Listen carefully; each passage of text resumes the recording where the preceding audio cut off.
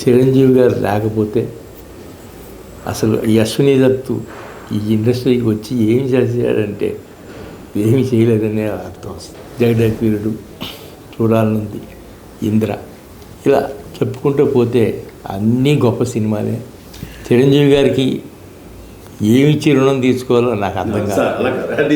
నేను ఆ మాట మీరు పెద్ద పెద్ద మాట ఒప్పుకోరు సార్. మీరు డెఫినెట్గా మేము మీ రుణం తీసుకోవాలి. ఇంద్ర 2 చేయాలని నేను నా కోరిక. డన్ బాబాయ్, డన్. చేయాలనే ఆలోచన ఉంది. ముందు చేశారు కాబట్టి దీనికి ఇందిరాకి ఒకటి, జగదేకవీరుడికి ఒకటి, 2 సీక్వెల్స్ వస్తాయి. ఇది నేను 100%